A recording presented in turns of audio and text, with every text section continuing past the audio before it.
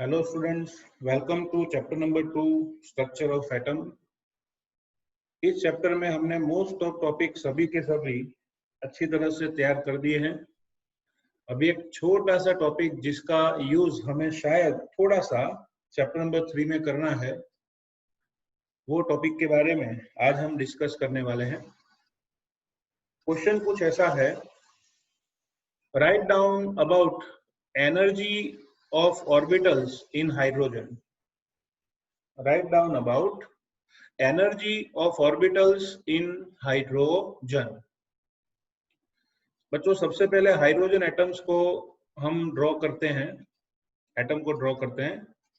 Suppose this is nucleus of hydrogen atom और उसके आसपास होता है फर्स्ट ऑर्बिट।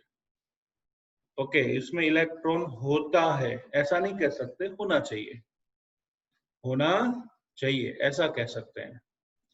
ओके, चलो अभी ये ऑर्बिट के आसपास इलेक्ट्रॉन का प्रोबेबल एरिया उसे हम कहते हैं ऑर्बिटल। तो स्फेरिकल शेप में ये जो ऑर्बिटल में ड्रॉ कर रहा हूं वो कौन सी ऑर्बिटल होगी? 1s orbital. स्फेरिकल शेप में ये कौन सी ऑर्बिटल होगी? 1s orbital. Okay, spherical shape में 1s ऑर्बिटल। तो बच्चों इलेक्ट्रॉन सिर्फ 1s ऑर्बिटल में ही है, क्योंकि हाइड्रोजन में 1 प्रोटॉन होता है और 1 इलेक्ट्रॉन होता है। हाइड्रोजन एक ऐसा अकेला एटम है जिसमें सिर्फ और सिर्फ अट्रैक्शन फोर्स देखने को मिलेगा। अट्रैक्शन फोर्स माने न्यूक्लियस और इलेक्ट्रॉन के बीच में अट्रैक्शन। ओके, क्योंकि एक ही इलेक्ट्रॉन है और एक ही प्रोटॉन है तो अट्रैक्शन फोर्स ही लगेगा ना। अगर एक से ज्यादा इलेक्ट्रॉन होते तो सेम चार्ज की वजह से क्या होना है? रिपल्सन। अगर एक से ज्यादा इलेक्ट्रॉन है तो ही रिपल्सन फोर्स आएगा, लेकिन वो तो है नहीं। And that's why only attraction force is there. इसलिए कहा जाता है कि एनर्जी ऑफ 1s ऑर्बिटल और hydrogen depends on only one quantum number, that is principal quantum number. Okay, principal quantum number, उस पर ही एनर्जी डिपेंड होती है। बाकी सब एटम्स में, मतलब एलिमेंट्स में, एक से ज्यादा इलेक्ट्रॉन्स होते हैं और उसमें रिपल्शन फोर्स भी कंसीडर करना पड़ता है। और उसीलिए अगर हाइड्रोजन के अलावा कोई भी एलिमेंट है तो उसकी एनर्जी बिलोंग करती है 2 क्वांटम नंबर पे, principal quantum number and azimuthal quantum number. So mind में क्लियर रखो, energy of hydrogen only depends on principal quantum number, and for other element depends on both n, l, l. Okay, so let us see the topic. Okay, the energy of an atom in a hydrogen atom is determined solely by principal quantum number. सिर्फ principal quantum number पर ही depend होती है। इसी वजह से उसका energy level order होगा 1s less than 2s is equal to 2p, less than 3s is equal to 3p is equal to 3d, less than 4s 4p 4d 4f, यहाँ 4f आएगा बच्चों, less than 5s 5p up to infinitive। इसका reason मैं आपको बताता हूँ, एक ही electron है और फर्स्ट में ही है। अगर सेकेंड ऑर्बिट लोगे तो उसमें कोई भी ऑर्बिटल लो, 2s या 2p, इलेक्ट्रॉन है ही नहीं, तो फिर दोनों की एनर्जी कैसी होगी? सेम। फिर 3s 3p 3d लो, 3s 3p 3d लो, तीनों की एनर्जी सेम, क्योंकि सिर्फ प्रिंसिपल क्वांटम नंबर पर डिपेंड करती है energy. Principal quantum number 2s और 2p का सेम होगा, 3s 3p 3d का सेम होगा, 4s 4p 4d 4f का सेम होगा। तो इसीलिए एनर्जी लेवल आएगा 1s less then second orbit की दोनों ऑर्बिटल 2s 2p, दोनों की same, less than 3s 3p 3d, तीनों की same, less than 4s 4p 4d 4f, चारों की same up to dash dash dash. So this is energy level diagram for hydrogen. Okay, तो उसको हम draw कैसे करें? तो यहाँ पे हम लिखेंगे बच्चों, ये पूरी एक्सिस ड्रॉ करनी है वर्टिकल। यहाँ लिखेंगे energy, energy of orbital, energy of orbital Y axis पर लेना है।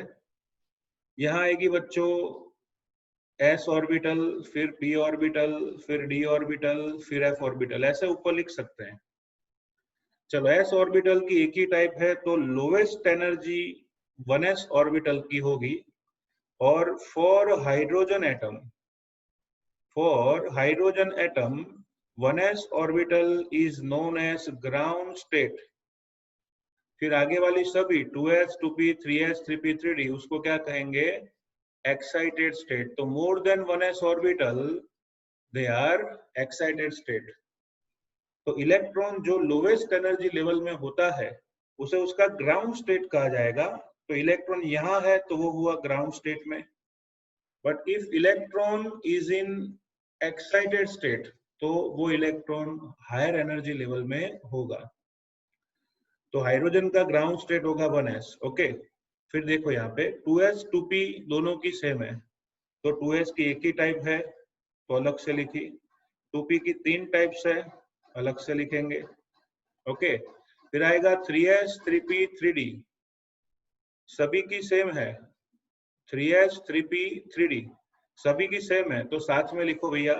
3s में एक डैश आएगा, p ऑर्बिटल की 3 टाइप्स है तो 3px 3py 3pz, 3d की 5 टाइप्स है तो 5 डैश दिखने चाहिए, 1 2 3 4 5। 3f तो होती नहीं है, फिर आगे लिखना चाहो तो लिख सकते हो 4s 4p की 3, 4d की 5, 4f की 7। तो ये हाइड्रोजन एटम के लिए एनर्जी लेवल डायग्राम है कि भी 1s less than 2s is equal to तीनों 2p, less than 3s is equal to तीनों 3p और पांचों 3d, less than 4s 4b 4d 4f। Why it is called ground state? आप 1s orbital को ground state क्यों कहते हो? क्योंकि इस एनर्जी लेवल पे इलेक्ट्रॉन स्ट्रॉन्गली न्यूक्लियस से जुड़ा है, तो उस कंडीशन में एनर्जी ऑफ इलेक्ट्रॉन लोवेस्ट होगी, एंड एनर्जी लोवेस्ट है तो स्टेबिलिटी हाईएस्ट होगी। एनर्जी इज लोवेस्ट तो स्टेबिलिटी कैसी होगी? हाईएस्ट, और इसीलिए उसे ग्राउंड स्टेट कहा जाता, क्या कहा जाता है? Ground state. Okay, so this is called energy level diagram of hydrogen. An electron in the 2p 2s or higher orbital in hydrogen atom is called excited state, उसे excited state कहा जाता है।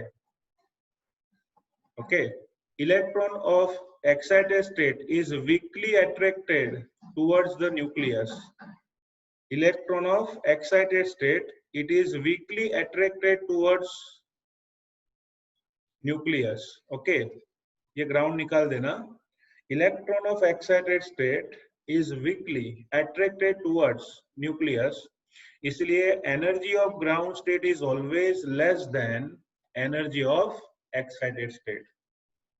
ग्राउंड स्टेट की energy excited state से always come होती है। Okay, the only electrical interaction present in hydrogen atom, hydrogen में सिर्फ एक ही टाइप का इंटरेक्शन होता है। Okay, it is the interaction between the negatively charged electron and the positively charged nucleus. Negatively charged electron and the positively charged nucleus. Okay, and so subcell L is not affected to orbital energy state. और इसी वजह से angular momentum quantum number जो हमें subshell मतलब orbital उसके बारे में इंट्रोडक्शन देता है, it will not affect the energy of orbital. Okay, hydrogen atom में सिर्फ और सिर्फ बच्चों इलेक्ट्रॉन एक है, प्रोटॉन भी एक है, तो सिर्फ अट्रैक्शन फोर्स होगा रिपल्शन फोर्स होगा? नहीं। और रिपल्शन फोर्स ही नहीं है तो फिर सीधी बात है कि कौन सी ऑर्बिटल में इलेक्ट्रॉन है, सोचना ही बेकार है। इसलिए ऑर्बिटल शो करने वाला quantum number L is not useful or interfere in the energy of electron. Understood? Okay, so this is energy level of a hydrogen atom. Okay. Now our next question is, give the order of energy of orbital in multi-electron atom. Multi-electron atom में energy of orbital show कीजिए। Multi electron atom में energy of orbitals show कीजिए। तो बच्चों already Aufbau principal में मैं order पढ़ा चुका हूं। आप जानते हो पहले आएगा 1s ऑर्बिटल, फिर आएगा 2s orbital, then after 3 types of 2p orbital, फिर 3s ऑर्बिटल, फिर 3p ऑर्बिटल, फिर 4s ऑर्बिटल, फिर 3d ऑर्बिटल। डी ऑर्बिटल की 5 टाइप्स है। यहाँ पे आपको स्पेस रह गई है, 5 टाइप्स दिखनी चाहिए। जानते हो ना above principal, 1s less than 2s less than 2p less than 3s less than 3p less than 4s less than 3d। Okay, the energy order of orbital of multi-electron atom in ground state is shown in the diagram. ground state में show किया गया है। in it the subsidiary quantum number L is changed, then the energy of orbital also changes. subsidiary quantum number change होगा तो energy of orbital भी change होगी। इस word का मतलब सेंटेंस का मीनिंग ये है कि सपोज मैं सेकंड ऑर्बिट लूं तो उसमें सब्सिडरी क्वांटम नंबर 0 और 1 दो डिफरेंट है ना।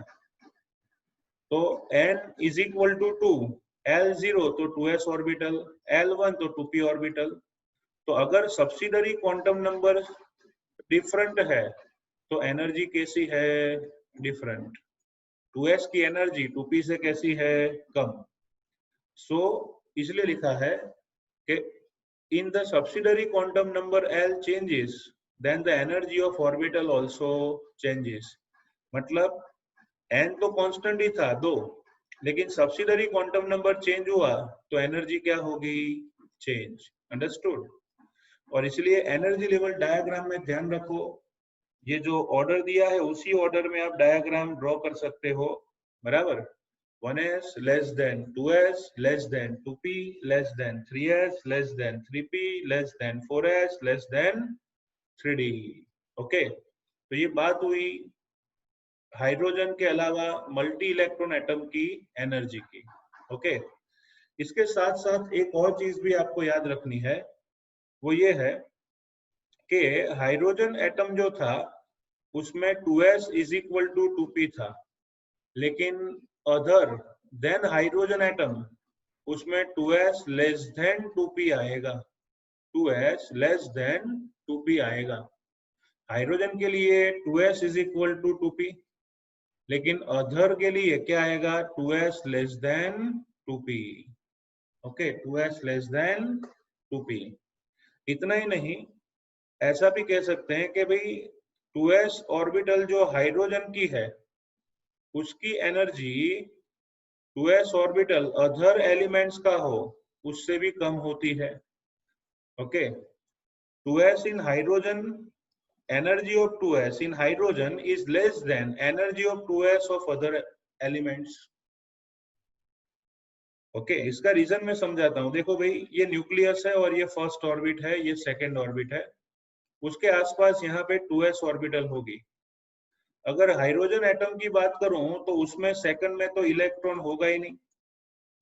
अगर इलेक्ट्रॉन है ही नहीं, ओके, तो सीधी बात है कि एनर्जी उसकी कम होने वाली है। दूसरी एक बात, अगर मैं यहाँ पे बच्चों ये लेता हूं फर्स्ट ऑर्बिट, ये सेकंड ऑर्बिट। सपोज मैंने यहाँ पे बेरिलियम लिया, बेरिलियम का एटॉमिक नंबर 4 है, तो उसकी फर्स्ट ऑर्बिट में 2 इलेक्ट्रॉन, सेकंड में 2 इलेक्ट्रॉन। अब आप ही मुझे सोच के बताओ कि 1s भर गई, 2s भर गई, तो यहाँ क्यों 2s ऑर्बिटल की एनर्जी ज्यादा होगी? पहली बात तो ये है, हाइड्रोजन में इलेक्ट्रॉन नहीं है, बेरिलियम में इलेक्ट्रॉन है, पहला डिफरेंस। दूसरा कि यहाँ सिर्फ न्यूक्लियस का अट्रैक्शन फोर्स है, तो इलेक्ट्रॉन जो है वो स्ट्रिक्टली बाउंड होगा, तो 2s ऑर्बिटल नजदीक होगी। कैसी होगी? नजदीक। लेकिन यहाँ होता क्या है, एक तो सेंटर में न्यूक्लियस होता है, प्रोटॉन होंगे उसमें, बाहर इलेक्ट्रॉन एक नहीं एक से ज्यादा है, तो इसी वजह से इलेक्ट्रॉन इलेक्ट्रॉन के बीच में रिपल्शन होगा, और उस रिपल्शन की वजह से ऑर्बिटल स्प्रेड हो जाती है।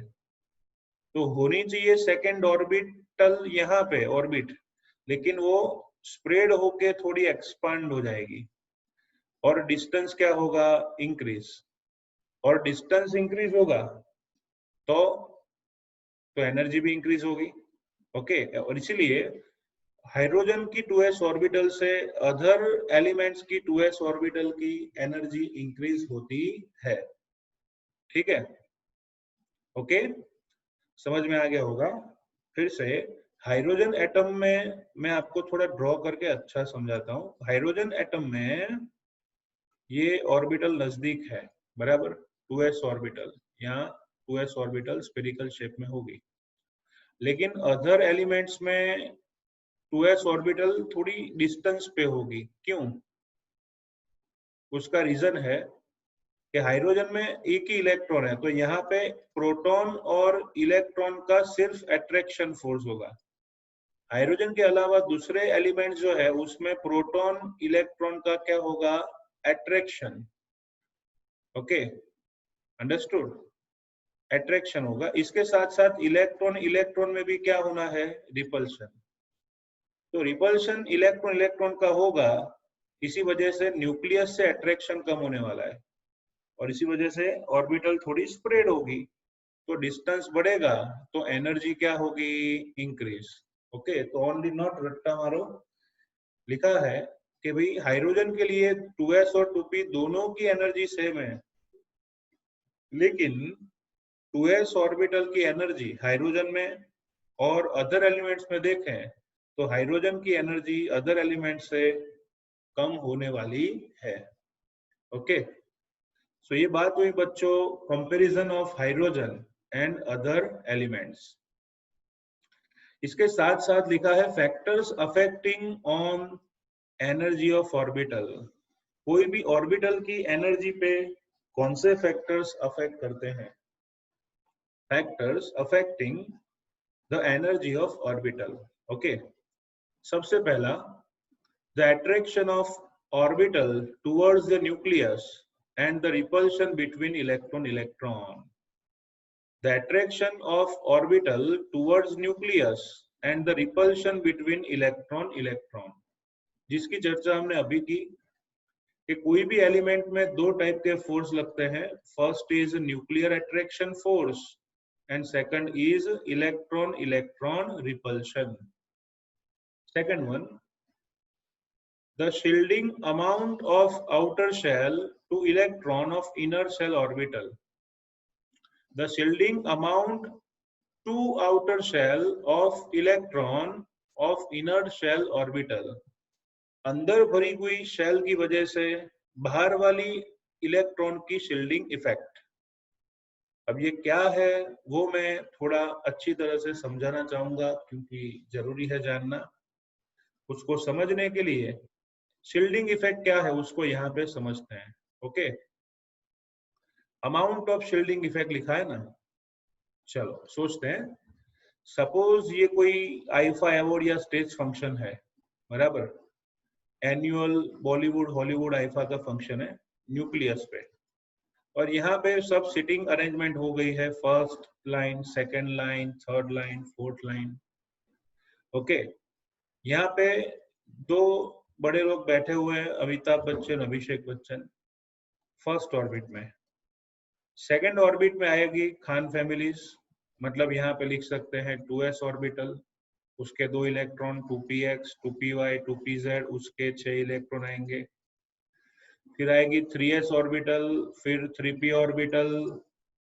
मैं शेप नहीं ड्रॉ कर रहा हूँ, सिर्फ सिंबल दे रहा हूँ। ओके, सो 3s, 3px, 3py, 3pz। फिर d की 5 ऑर्बिटल्स होती है, 5, 1, 2, 3, 4, 5, बराबर। तो ऐसी ऑर्बिटल स्प्रेड होती है कोई भी एटम में। ओके, अब होता क्या है मैं आपको बताऊं। न्यूक्लियस की साइड इलेक्ट्रॉन या ऑर्बिटल का खींचना, उसे बोलते हैं न्यूक्लियर अट्रैक्शन फोर्स। बच्चों हाइड्रोजन के अलावा कोई भी एटम में, हाइड्रोजन के अलावा कोई भी एलिमेंट के एटम में दो टाइप के फोर्स लगते हैं। फर्स्ट है इफेक्टिव पॉजिटिव चार्ज, मतलब उसको जेड इफेक्ट कहते हैं, और दूसरा है शील्डिंग इफेक्ट। क्या नाम है उसका? Shielding effect. तो स्टूडेंट, शील्डिंग इफेक्ट क्या है? तो सपोज मैं एबॉर्ट फंक्शन की बात कर रहा था। सपोज यहाँ पे कोई एबॉर्ट फंक्शन चल रहा है। ओके, उस एबॉर्ट फंक्शन में सभी मेहमान आए हुए, कलाकार आए हुए हैं, सिंगर आए हैं, अरिजीत सिंह, सोनू निगम, बराबर, अलका याग्निक, सब के सब बैठे हुए हैं। अच्छा, एक इंसान था, ओके, जिसका नाम है राजपाल यादव। वो राजपाल यादव बेचारा 4.5 फुट हाइट होगी उसकी। वो घर से निकला लेकिन गाड़ी पंचर हो गई, तो इसकी वजह से 15-20 मिनट लेट हो गया। तो वो राजपाल यादव जो है, वो फंक्शन में आने से लेट हो गया, तो उसको जबरन पीछे बैठना पड़ा। वो यहाँ कहीं पे बैठा हुआ है। जैसे ही आया उसको बिठा दिया कि सर यहाँ पे स्पेस है, आप बैठ जाओ। तो भाई राजपाल यादव यहाँ बैठ गया। अब होता क्या है, स्टेज पर स्टेज शो चलता है, डांस चलता है, एंकरिंग होती है, अनाउंसमेंट होती है।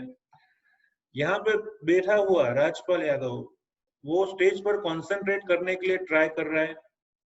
ओके, लेकिन सबसे पहली बात, डिस्टेंस बहुत बढ़ गया।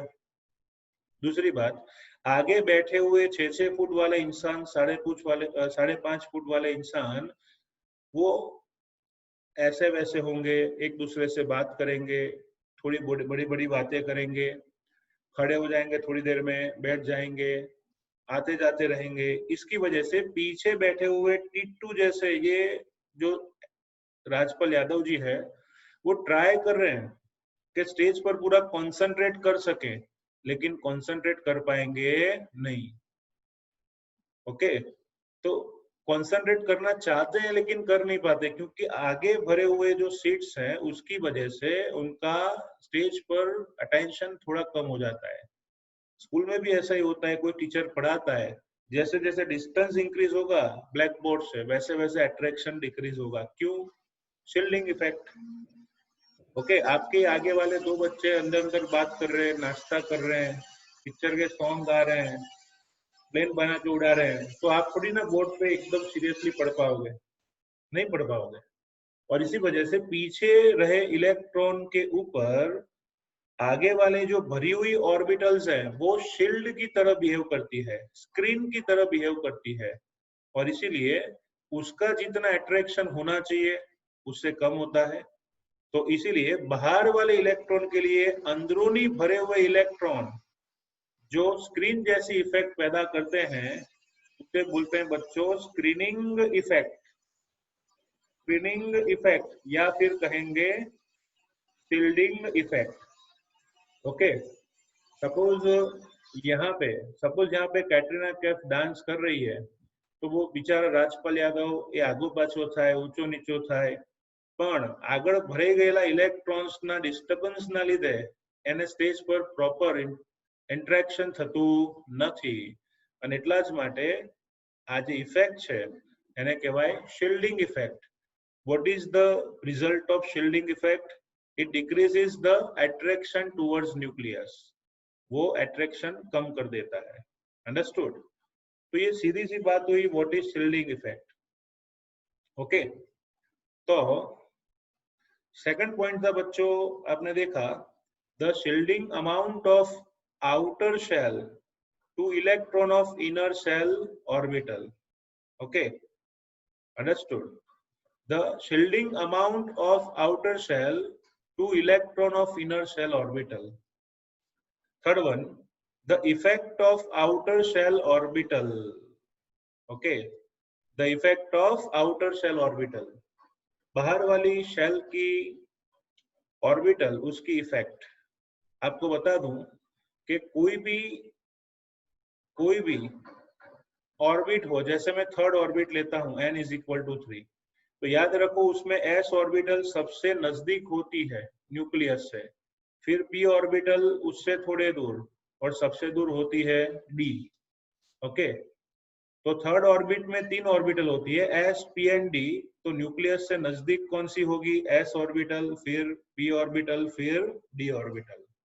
तो लिखा है the effect of outer shell orbital, उसमें याद रखो s is as lesser distance is more than p is more than d।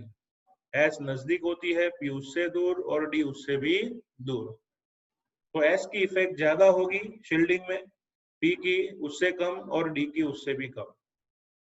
The amount of effective nuclear charge on outer shell of orbital, मैंने बोला ना न्यूक्लियस में जो protons होते हैं उसके चार्ज को बोलते हैं effective nuclear charge, Z effective कहा जाता है। ओके, और लास्ट में distance of nucleus to outer shell is depend on the value of L। distance of nucleus to outer shell is depend on the value of L in orbital। तो इतने factors हैं जो responsible है orbital की energy के लिए। सबसे पहला फैक्टर है the attraction of orbital towards nucleus, repulsion between electron electron. दूसरा है स्क्रीनिंग इफेक्ट। तीसरा है the effect of outer shell orbital. बराबर, आउटर शेल ऑर्बिटल का मतलब है बाहर वाली जो ऑर्बिट है उसमें डिफरेंट ऑर्बिटल्स होगी, उनकी इफेक्ट डिफरेंट डिफरेंट होगी। बराबर। फोर्थ है इफेक्टिव पॉजिटिव चार्ज और न्यूक्लियर चार्ज, एंड फिफ्थ है the distance of nucleus to outer shell is depend on the value of L. बच्चों आपको लगे the distance of nucleus to outer shell is depend on value of L, ये fifth point और third point almost same है। क्यों? क्योंकि the effect of outer shell orbital, orbital different होगी तो इफेक्ट डिफरेंट होगी। बराबर, या वही तो कहा है the distance of nucleus to outer shell is depend on the value of L. अगर एल इज इक्वल टू 0 होगा, ऑर्बिटल नजदीक होगी, इफेक्ट ज्यादा होगी क्योंकि S orbital. L is equal to 1 होगा, p ऑर्बिटल, 2 होगा, d orbital. So the distance of nucleus to outer shell is depends on the value of L in orbital. Understood? So students, factor of affecting the energy of orbital, उसमें almost 5 factors है। मैं एक बार फिर से बोल देता हूँ। Okay, the attraction of orbital and nucleus and electron repulsion। दूसरा है shielding effect। तीसरा है ऑर्बिटल इफेक्ट। फोर्थ है effective positive charge, and fifth है distance of nucleus to outer most shell depends on the value of L in orbital. Okay, तो ये बात हुई बच्चों factors affecting on the energy of orbital. Okay, चलो उसमें से दो मेन फैक्टर्स है उसकी हम बात करेंगे। पहला है इफेक्टिव न्यूक्लियर चार्ज, जितना प्रोटॉन ज्यादा उतना न्यूक्लियर चार्ज ज्यादा ना। So the actual charge felt by the valence shell electron is called effective nuclear charge। Actual charge felt by the valence shell electron is called effective nuclear charge। बराबर, जैसे lithium में atomic number 3 है तो centre में 3 protons होंगे, लेकिन बाहर वाली जो 2s ऑर्बिटल है वो कितना फिल करता है, तो उसे कहते हैं effective nuclear charge. Effective nuclear charge is increase with nuclear charge, and Z effective is decrease by increase in shielding effect। बराबर, मैं आपको बता दूं दोनों इफेक्ट एक दूसरे से ऑपोजिट है। बराबर, जैसे ये कोई न्यूक्लियस है, उसके आसपास ये सब ऑर्बिट्स हैं और इलेक्ट्रॉन राजपाल यादव यहाँ पे है, और इलेक्ट्रॉन यहाँ पे भरे हुए हैं 1 2 3 4 5 6 7 8 9 10 11 12 13 14 15। 16, 17, 18। तो ऐसे इलेक्ट्रॉन भरे हुए हैं बच्चों। इफेक्टिव पॉजिटिव चार्ज जो है, it has a tendency to attract outer most electron. बाहर वाले इलेक्ट्रॉन को अट्रैक्ट करने की टेंडेंसी है, तो इलेक्ट्रॉन खींचने की क्षमता है, उससे अट्रैक्शन बढ़ेगा, डिस्टेंस कम होगा। ठीक है, उससे ऑपोजिट यहाँ पे इलेक्ट्रॉन इलेक्ट्रॉन बीच में रिपल्शन होगा, और इस शील्डिंग इफेक्ट की वजह से बाहर वाला इलेक्ट्रॉन जितना पॉजिटिव चार्ज एक्सपीरियंस करना चाहिए उससे कम करेगा ना, और उसी वजह से अट्रैक्शन कम होगा, तो ऑर्बिटल क्या होगी, स्प्रेड होगी।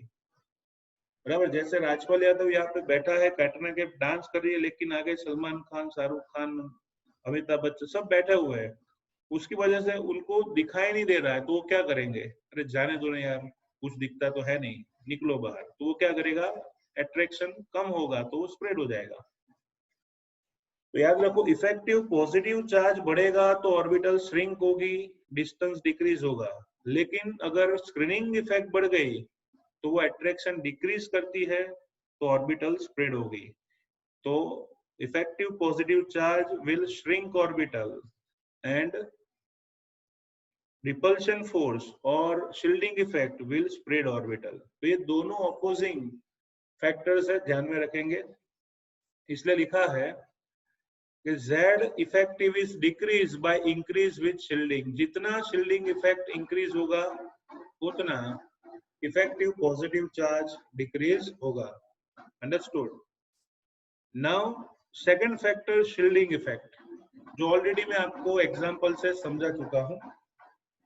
The electron in inner shell between nucleus and outer shell electron decrease the effect of positive charge of nucleus on outer electron.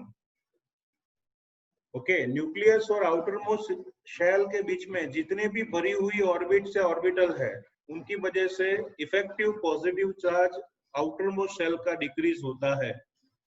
So outer electron not experience complete attraction of nucleus. This effect is called shielding. उस effect को shielding कहा जाता है। Okay, the electron in inner shell between nucleus and outer shell electron decrease the effect of positive charge of nucleus on outer shell. इसे shielding effect कहा जाता है। Shielding means decrease in positive charge of nucleus on outer electron by inner shell electron। बहुत अच्छी definition है। Shielding effect का मतलब है बाहर वाले इलेक्ट्रॉन के लिए अंदर भरे हुए इलेक्ट्रॉन की वजह से इफेक्टिव पॉजिटिव चार्ज का डिक्रीज होना, उसे शील्डिंग इफेक्ट कहा जाता है। It is known as shielding effect. वही क्वेश्चन कंटिन्यू जा रहा है। एक्सप्लेन द एनर्जी ऑर्डर और orbital in multi electron atoms. अगर 2 मार्क्स में पूछा है तो आगे पढ़ा है उतना ही लिखना है, लेकिन अगर 3 मार्क्स का क्वेश्चन है तो आप इतना ऐड कर दीजिएगा। ओके, तो मल्टी इलेक्ट्रॉन एटम में एनर्जी ऑर्डर कौन सा होता है? The energy of an electron in multi-electron atom depends on both quantum number. As you know that principal quantum number and angular momentum quantum number. If any energy level, energy of orbital SPDF is different.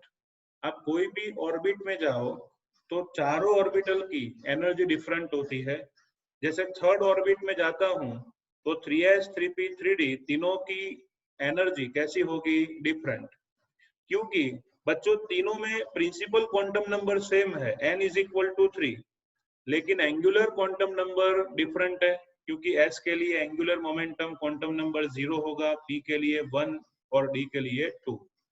Okay, इसका reason क्या है? सबसे पहला reason ये है कि multi electron atom में nucleus और इलेक्ट्रॉन के बीच में अट्रैक्शन फोर्स तो होता ही है। ओके, लेकिन इसके साथ साथ इलेक्ट्रॉन इलेक्ट्रॉन का रिपल्शन भी देखने को मिलता है। एक से ज्यादा इलेक्ट्रॉन वाले एटम्स में अट्रैक्शन के साथ साथ रिपल्शन फोर्स भी वर्क करता है।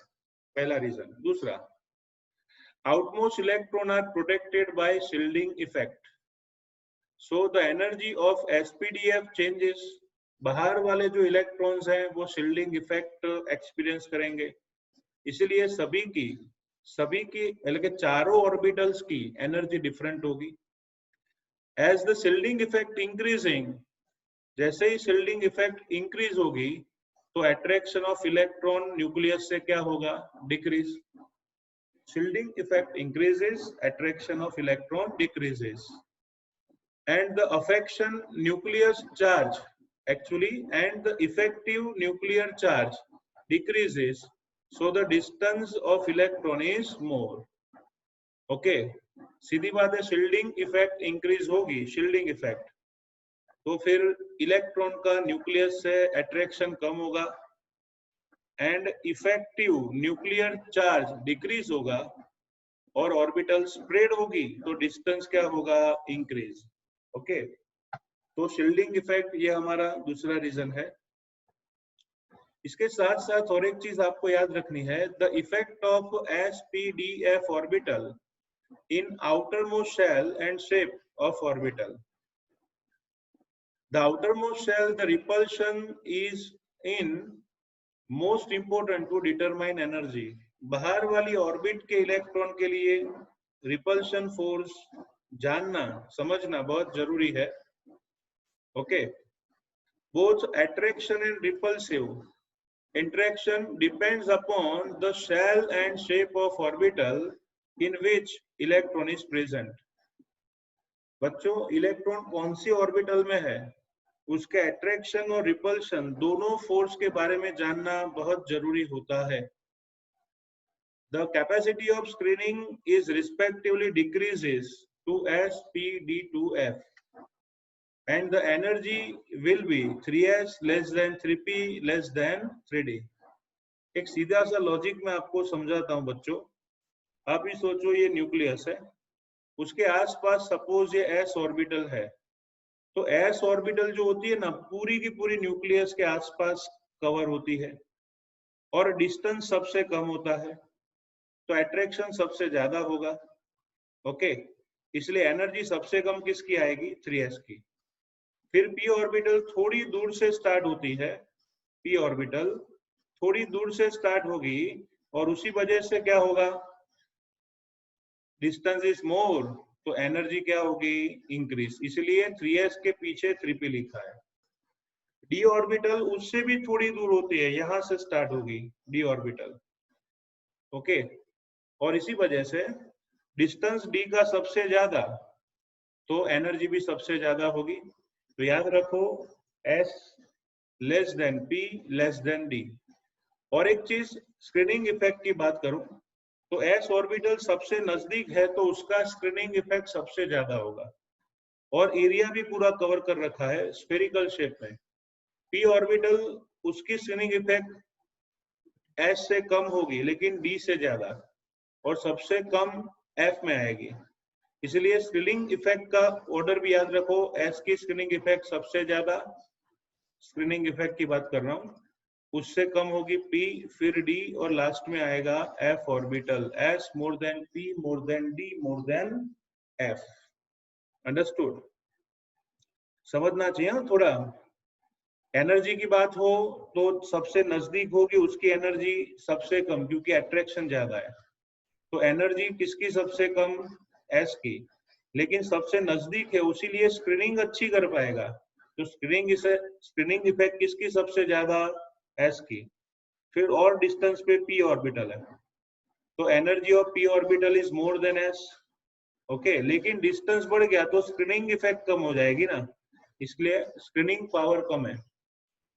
फिर उससे और डिस्टेंस पे d ऑर्बिटल, तो एनर्जी D में ज्यादा लेकिन वो स्क्रीनिंग कम कर पाएगा, और इसलिए स्क्रीनिंग इफेक्ट उसकी P से भी कम होगी. वैसा सेम F में देखने को मिलेगा. ओके, तो ये है energy of electron present in multi electron atom. Okay, चलो उसके साथ साथ लास्ट क्वेश्चन है, explain the energy of orbital and extent of shielding in same shell depends on the shape of orbital. Okay, कोई भी सेम ऑर्बिट ले लो, जैसे मैं ले रहा हूँ फोर्थ ऑर्बिट, तो उसमें चारों ऑर्बिटल होती है 4s 4p 4d 4f। तो हमें ये बताना है कि shielding effect of different orbital of same shell are different. मतलब एस पी डी एफ चारों ऑर्बिटल्स की स्क्रीनिंग इफेक्ट डिफरेंट होती है। तो वही लिखा है, both the attractive and repulsive interaction depends upon the shell and the shape of the orbital in which electron is present. Electron कौन सी ऑर्बिटल में प्रेजेंट है उस पर अट्रैक्शन रिपल्शन फोर्स डिपेंड करते हैं। S orbital shields the outer electron from the nucleus more effectively as compared to the electron present in p orbital। अरे यार, मैंने अभी अभी तो बताया ये न्यूक्लियस है, ठीक है, और s ऑर्बिटल जो है वो पूरी की पूरी कवर कर लेती है। ओके, तो इलेक्ट्रॉन को पूरा राउंड मारने जाएगा तो कितना ज्यादा एरिया कवर किया, तो उससे शील्डिंग इफेक्ट कैसी होगी, ज्यादा। So s orbital shields the outer electron from the nucleus more effectively as compared to the electrons present in p orbital। जैसे स्क्रीनिंग इफेक्ट का अभी अभी एग्जांपल लिया, उसमें राजपाल यादव को फर्स्ट लाइन में बिठा दे और अमिताभ बच्चन को फिफ्थ लाइन में बिठाएं तो कोई स्क्रीनिंग इफेक्ट नहीं होगी, क्योंकि भी राजपाल यादव खुद की हाइट 4.5 फुट है। लेकिन उल्टा कर दें, अमिताभ बच्चन को आगे बिठाएं और राजपाल यादव को पीछे बिठाएं तो फिर तकलीफ होगी, राजपाल यादव को शील्डिंग होगा। इसलिए तो बच्चों क्लासरूम में हाइट वाले बच्चों को पीछे बिठाते हैं, शील्डिंग कम हो इसलिए। ओके, तो s ऑर्बिटल का शील्डिंग p से ज्यादा है। Due to spherical shape of s orbital, the s orbital electron spends more time close to the nucleus in comparison to the p orbital electron.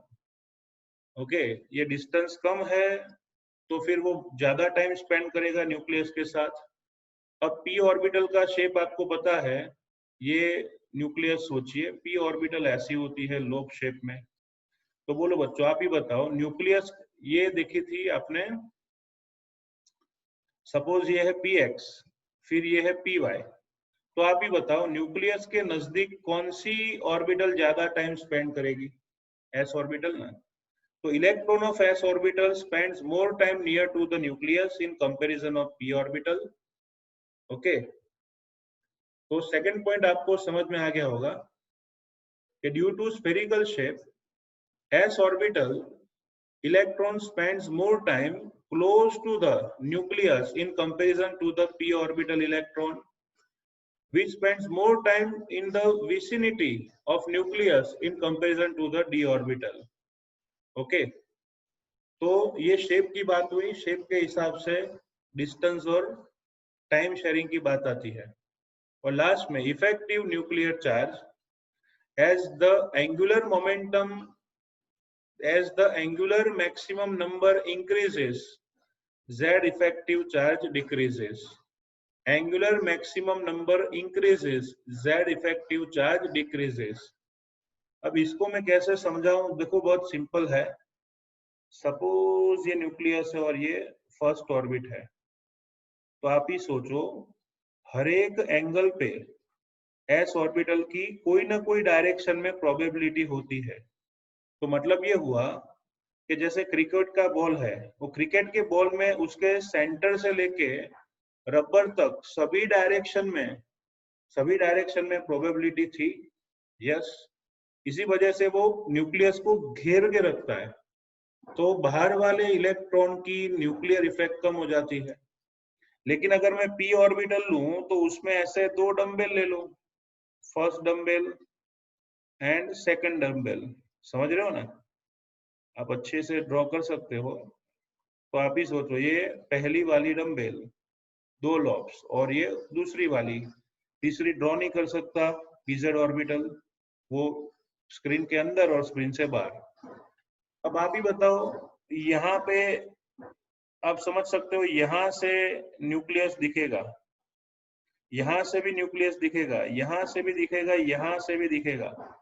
कहने का मतलब है जैसे s ऑर्बिटल सभी एंगल कवर करती है तो इफेक्टिव पॉजिटिव चार्ज कम हो जाएगा, लेकिन अगर p ऑर्बिटल ले तो उसमें नोड्स होते हैं ज्यादा, और इसी वजह से इलेक्ट्रॉन का अट्रैक्शन इंक्रीज होगा s की कंपैरिजन में, क्योंकि p ऑर्बिटल की शील्डिंग इफेक्ट कैसी है, कम. So as the angular maximum number increases, angular maximum number increases का मतलब है p ऑर्बिटल की कंपैरिजन में s में सभी एंगल्स क्लोज हो गए हैं.